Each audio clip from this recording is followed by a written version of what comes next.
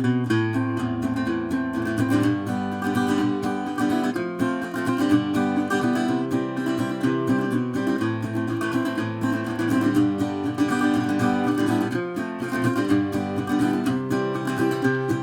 Meg, Canopy Meg, studies insects in the trees above your head. Canopy Meg, Canopy Meg, she studies bugs in the trees above your head. Welcome to Nature Revisited.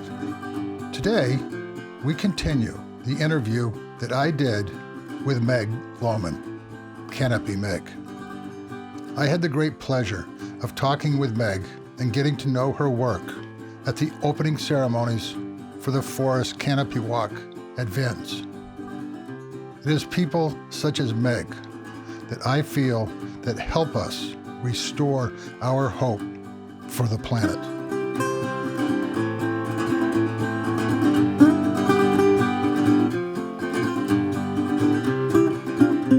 What were some of the experiences and influences that led you to the treetops?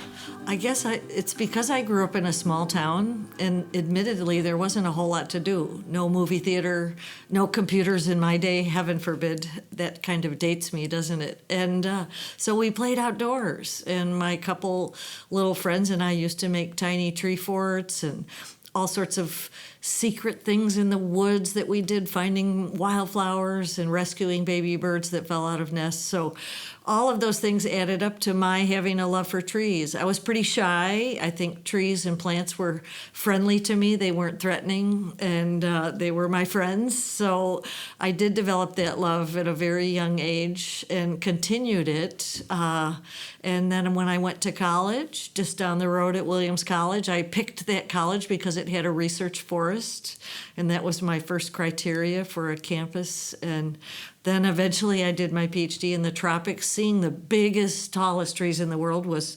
beyond amazing, and that was what gave me this curiosity to climb the trees. So I guess I could say I was one of the first global arbonauts.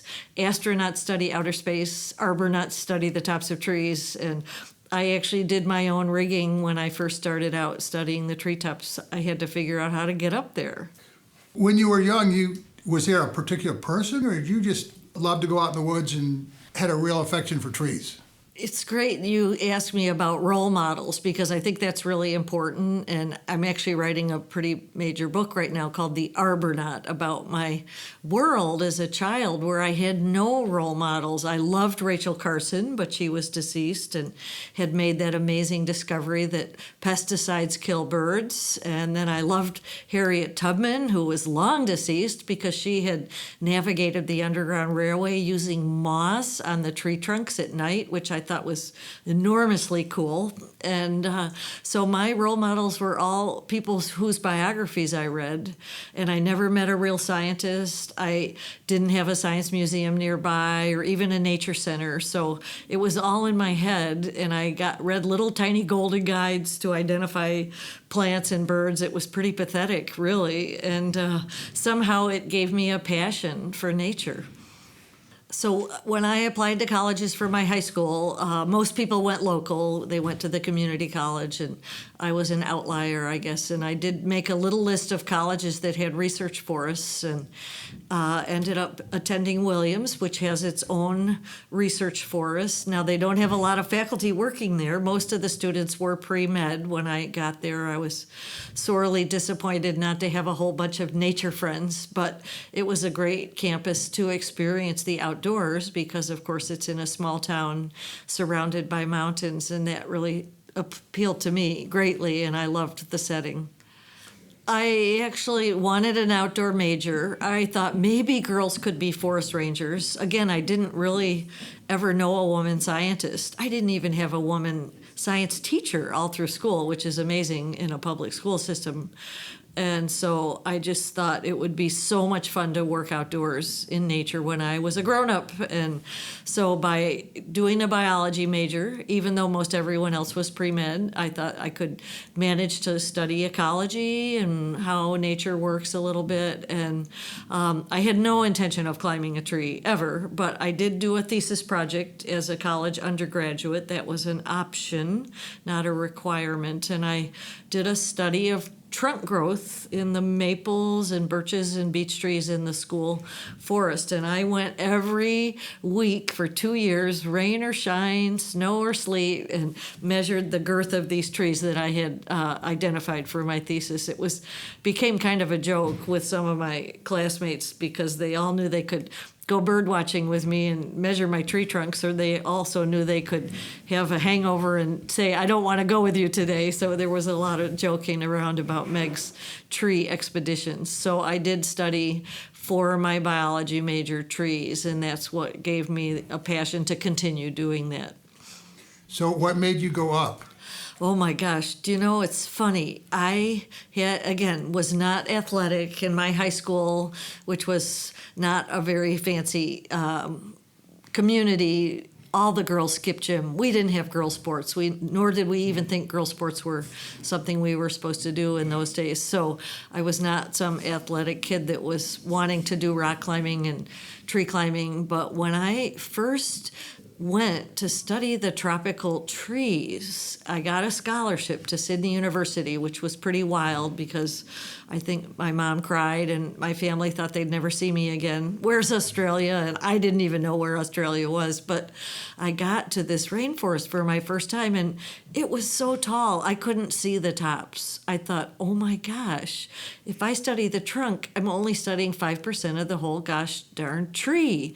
So it dawned on me that somehow I needed to study the whole forest and not just the bottom part, which is kind of dark, a little boring, and actually not a whole lot of things live there. And so I, with my advisor at that time, starting this PhD, which was pretty daunting, he said, you need to go up the tree. And I said, couldn't I hire a monkey? Couldn't I use binoculars? Maybe there's some way I don't really have to be there. I could just see it. But he said, no, I think you'll have to work something out. And I was very lucky that Sydney University had a caving club. So I borrowed some ropes from a caving club, and I made a harness with seatbelt webbing and a sewing machine that I borrowed, and I took a piece of metal and welded a slingshot they had a little place where people did like repairs of equipment for science in the university. And so off I went with my homemade slingshot, my homemade harness, and this rope from the caving club, and put the rope over the branch, and up I went. And when I got up my first tree, I'll never forget it, everything was up there. It was alive. It was a hotspot of bugs and other plants and birds eating the bugs and goannas eating the bugs and, things eating things and pollinators. And so all of a sudden I realized, holy cow, this is really where the forest is. And so that's what led me on this career as an arbornaut. Which is a wonderful career, I guess. It's been adventurous for sure. For those of us who have never been there, what is it like to be that high up in the Amazon rainforest? Right. That is kind of, my mother always says to me, when are you going to get a real job with an office? Because I guess my office is at the top of a tree somewhere. And to be honest, climbing trees is adventurous. And yes, there's a little bit of risk, but I always tell my students it's much more dangerous to cross Fifth Avenue during rush hour than it is to climb any tree in the world. To be at the top of the tree is really to be in what I call the eighth continent. It's a whole new world. It's pretty undiscovered.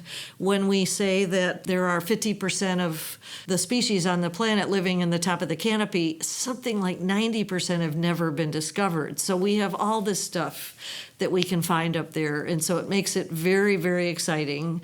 It's a little windy. Sometimes you sway back and forth. I always take my Oreo cookies and some water because you're actually in an extreme environment. To be at the top of the tree is hot and dry, or it's raining really hard for a short period of time if you get a downpour. But it's one of those places where you can't help but get a real sense of wonder about this planet. So how important, not only from the trees, but how important is the Amazon rainforest? My gosh, the Amazon is critical for all of us to stay alive. Right now, we are beyond a tipping point, as they call it, for the health of the Amazon. It's a very scary time.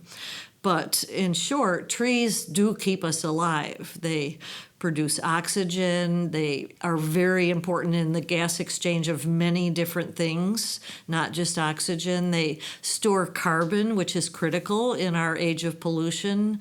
They keep the soil in place from all floating downstream and going out into the ocean. They house, as I just said, half of the biodiversity in the planet, if not more. They produce medicines for a lot of cultures. They are the only things that do a fabulous job of producing energy from the sun, which is really cool. Grasses do that, and so do some of the marine plants, but forests are really, really good at that because they have so many layers of leaves, and they shade us, and they're a huge climate control. It's pretty technical, but if you've ever noticed that it rains in forests and then you clear a forest and people say, oh my gosh, it's drier now that we've cleared all the forests, that's because trees are this incredible kind of machine that keeps our rainfall patterns healthy and in check, and they absorb the moisture and then they give it off very gently and carefully, and so they are so responsible for our climate. And if we lose the Amazon, which is the biggest forest in the world that's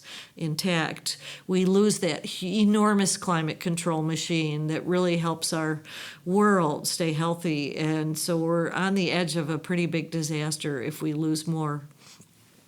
So how did Canopy Walks get started? And what are some of the ones that you're involved with? Right. So as I mentioned, I first climbed a tree with my homemade gear, which was pretty primitive. And then I started teaching other people and recruiting volunteers. And I actually got a grant from a very cool operation called Earthwatch, which is headquartered in Boston. They founded citizen science in the sense that that's the first group that ever got volunteers to help scientists with their research. So I had Earthwatch volunteers climbing trees with me, and I trained them, but it made a lot of people nervous, and I realized I needed to come up with something different from climbing on a rope, which feels a little scary for some people. And sitting one night drinking wine in Australia, as it always happens in Australia, with an ecotourist lodge operator, we said, what if we had a trail through the top of the trees and maybe we could build this? And so the first Canopy Walkway was born in Queensland, Australia in 1985, based on this fun little design we made on a napkin after drinking our bottle of wine, I might add. So I came back from Australia and actually built the first Canopy Walkway in North America when I was a professor at Williams College. I returned to my college of student years to be a professor, and that was limited, though, just for students.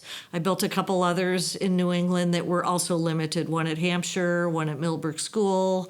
Went to Florida and built the first public Canopy Walkway in North America at Mayaca River State Park outside of Sarasota, Florida. And a couple others along the way have just been part of people seeing one of these and calling me and saying, how do I get hold of the people that helped you build it? And Holden Arboretum developed one, the Adirondacks developed one, and I met Charlie Radigan, the director here, before he was the director here. He was part of a bird app organization, and so we did some technology work together, and I said, by the way, Vermont needs a Canopy Walkway, and lo and behold, he became the director here, and that idea stuck in his head, and he called me and said, who should I call, because I really would like to do this at VINS, and so I gave him the number of one of my best builders in North Carolina that came up here and helped with the design, and the rest is history. Are there other ones in the U.S. that you would recommend? Two are being constructed right now in Northern California. I'm very excited about that. One at the Eureka Zoo, and hopefully another. I've been working with the Yurok Indians who have a casino, but they would like to give back to their children and build something in nature. So we're working on a design for them to have a walkway in some of their redwood stands in Northern California, which would be fabulous. Holden Arboretum in Ohio is fantastic. Florida is also fantastic. fantastic because it has a tower, and in a flat state, it's really fun to get above the tree line. So there aren't a lot. There are actually more in the tropics than there are in our temperate zone. So I think North America could really use more regional treetop walks so that kids and families can reconnect with their local nature. There's no better way. It's so exciting. It's fun for kids. You can go 100 times and see something different every time. Talk about when someone is in a canopy walk. What are some of the things that you recommend that the visitor look for and to help them relate to the work that you're doing? Sure. So a good canopy walkway has had scientists involved in the design, and I say that because there are a few in Costa Rica and some other places that have been built rapidly without any context of being able to see the leaves up close. They're just trying to charge admission and have people walk across a path. So not all walkways are equal, number one, but a well-built walkway with a scientist advising and helping to maximize the experience should allow people to get up close and personal with nature. Leaves should be hanging over the walkway, and birds should be flitting about. And if you're lucky, you'll get a view of water, such as you do here at Vins, so you can maximize some of the biodiversity. And that you have different species of trees. If you built a walkway through a pine plantation, you probably wouldn't see that much. So having big trees and little trees and different species and different ages of trees is really great. So this is a fabulous site here at Vins. They've maximized on all those kinds of experiences. And the neat thing about a walkway is you can go at night, which is pretty tough to do on a rope when you're climbing. You can go in the rain, which is sometimes tough to do on ropes because it's a little bit dangerous. And so you have 24/7 access to this world. And in my research, for example, most of the insects feed at night. It's, of course, so sensible they don't get eaten by birds if they feed on the leaves at night. So going out at night with a headlamp is a fabulous way to really learn about the canopy. And if kids and families and also researchers can use a canopy walkway, they have a chance of making new discoveries, perhaps a lot quicker and easier than any other method. Canopy walkways, I think, are poised to really open the door to, I hate to say it, compete with Disney, but in a sense to get kids outdoors and get families outdoors in a way that's really important for the future of our planet and also really important for education and conservation. The public canopy walkway in Florida tripled the visitorship to our state park, which was about 20 years ago when that got built, just at a point in time when state parks were absolutely struggling to have visitors at all. I think this walkway here will easily double the visitorship to Vins, which is great.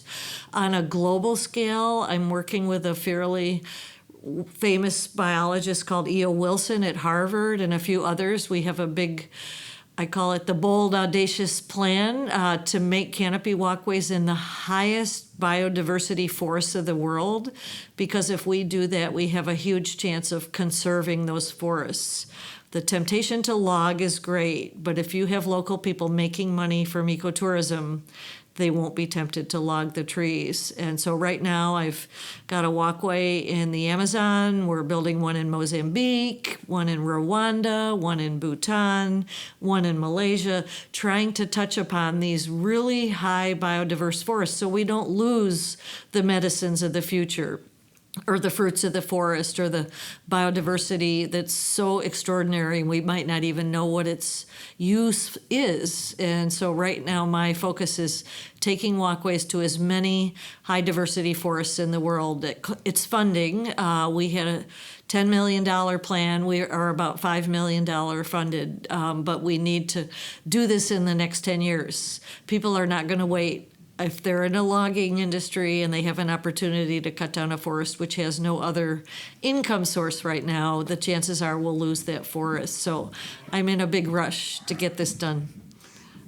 Do you have your own organization? Yes, so we started a group called treefoundation.org. We have a website www.treefoundation.org. We get about 3 million hits a year. It's become the go-to place for canopy activities and walkways. We have donations for people that like to give for projects in the tropics. We also have projects with girls in a lot of these villages to train them as the environmental stewards of the canopy so that they can make a living and become respected in their communities. Of course, as a woman in science, I've suffered my share of being in the minority, so I'm very passionate about this opportunity for girls and women and families. And right now, the Tree Foundation is harboring this bold, audacious plan where we're trying to just make sure that all the walkways of the world are connected. If you need interpretation, if you need a builder, if you have a high biodiversity site and you want to fundraise for conservation, we would love to be the point persons that can leverage that opportunity to happen quicker and better. So kind of describe how you feel that how important what is going on in those treetops is in the future, not just now. Climate change is here now, actually. If you travel with me to Ethiopia, where I also work on canopies, you will be amazed at the droughts, the extreme temperatures. The people are hungry and they're not getting access to water anymore because they've cut down so many of their trees to grow crops. In Australia, there are huge fires going on. In Indonesia, there are huge fires, not just the Amazon, because climate change is really here and now. Forests and trees are an enormous elixir to all this. They won't reverse all the carbon dioxide in the atmosphere 100%, but they will take in a whole bunch of it. And planting trees is a great thing to do for the future. That's one wonderful thing that everybody can and should do in their community. But saving your biggest trees is also important, maybe more important, because it takes hundreds of years to produce an old growth forest or a primary forest, as we call them. So the more we can save our well-developed forests with canopy walkways or some level of outdoor recreation that allows people to feel value from the trees, the better off we are. Trees are valuable even if you leave them alone, but unfortunately human beings seem to want to cut them down more than I can ever admit. I'm horrified to know that and see that, and obviously we've watched that happen all too often. But saving big trees and planting new trees are two amazing things that everybody can and should do right now, today, yesterday actually, to make a difference for the future. Why does wildness matter? That's a great question. Why does wildness matter? Two things come to mind to me. Number one, there's not a lot of wildness left. We have absolutely gone in and created quilting throughout all of nature. In fact, most of us who are in the profession of science now study how can humans be interacting with nature in the most minimum footprint possible. We realize that we can't be absent from nature. We have to figure out how to integrate with nature better.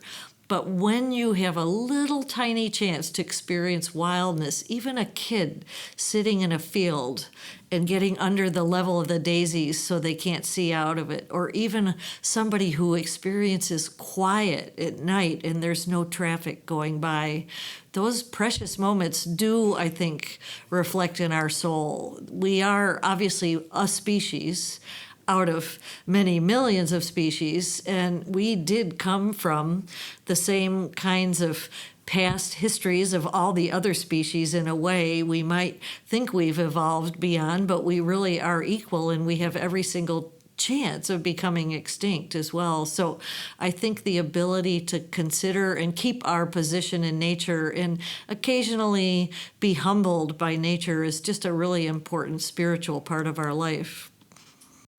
You've already kind of talked quite a bit about it, but what your future? Oh my gosh. I would like to give back to girls in science, and I'd like to give back to communities and make sure that trees remain an important part of our landscape. My own passion for trees is partly because I'm a mom and I have two boys. So even though I'm a big advocate for girls in science and very passionate about that, I'm equally excited about getting boys in science too. And I think as a mom, I see the future with some anxiety because I think what we're doing to the planet is going to make it really tough for our kids and grandkids. So I just encourage everybody who listens to your program or has any concern for the future or any offspring that might be part of the future, or even if you don't have offspring, you should be thinking to yourself, we need to keep nature. It's essential for all life on Earth. And I really feel that strongly as both a mom and a scientist equally. And then one last thing, and then I'll let you go. Can you once again describe your experience at this particular Canopy Walk? So this walkway is over the top, no pun intended.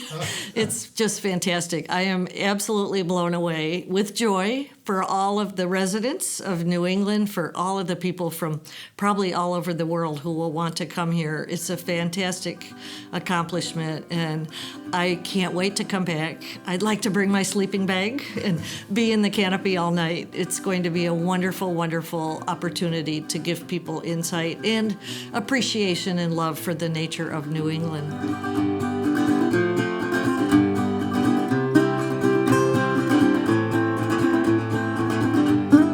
I hope you enjoyed my conversation with Meg Lowman. We will be staying in touch with Meg and hope to hear from her in the future.